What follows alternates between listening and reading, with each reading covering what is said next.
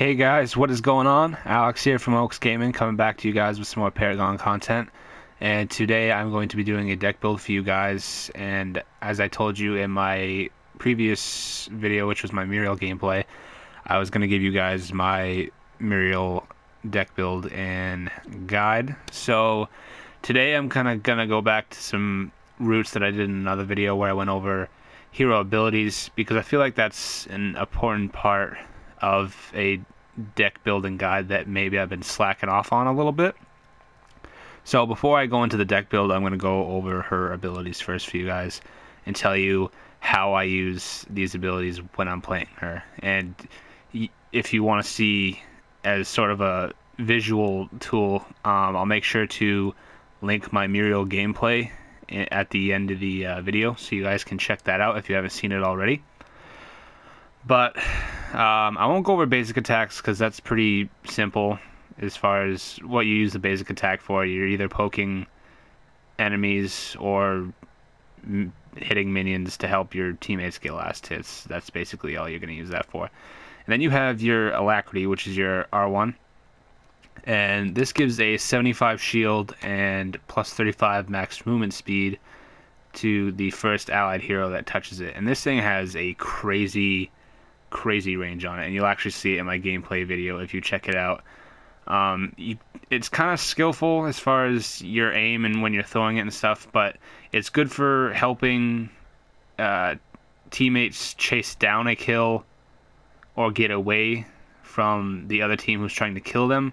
Or I'll even use it on myself so I can catch up to my teammates and give them shields, and I may use it on myself so that I can get out. So that's basically what you want to use Alacrity for.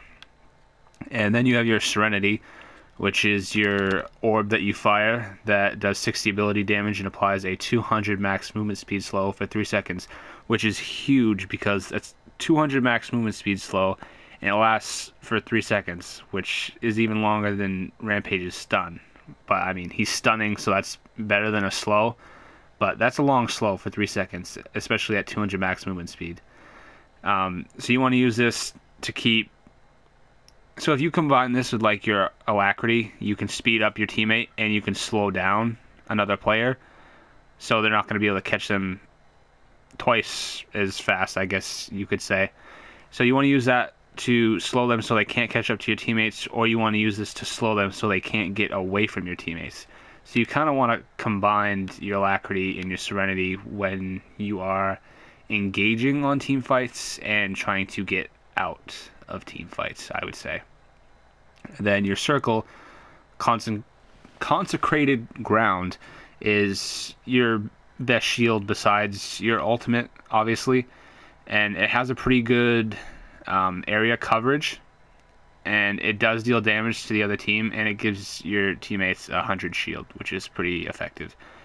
And then you have your Reversal of Fortune, which is your ultimate, and you target an ally anywhere on the map and you teleport to them, and they get a 350 shield, and any enemy heroes that are in the area when you land get a minus 400 max movement speed slow for 2 seconds. It used to be a knockup, but now it's a slow, which I kind of like because it gives your teammate a chance to get out of there. So you want to use that basically to save lives, or if you have like a big team fight or something and you need to get in there to shield, and you can slow the other team so they can't get away. So that's basically how you want to use her moves.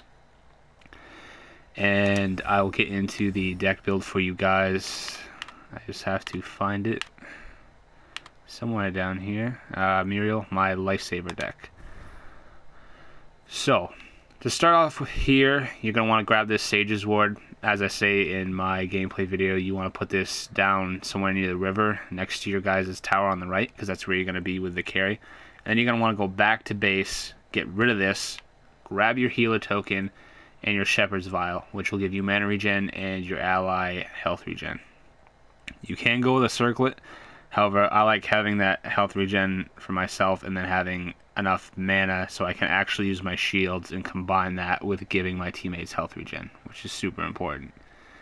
And then I will go back once I get 3 points, if I get a chance to go back, and grab a Lord's Ward, which I fill that with 3-point pure sparks, but I don't put the sparks in right off. I do it along the way through my deck build, because there's other stuff that I need to focus on, like my snake vine mesh, which I put 3 1-point minor barriers into, and a spike bone plate, which I put 3 1-point minor guards into.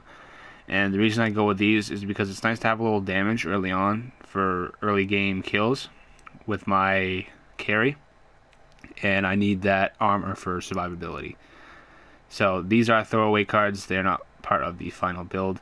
And after I get those, I will probably go with my Quenching Scales, which is a team heal, and it gives 21 basic armor for your allies in the area of effect.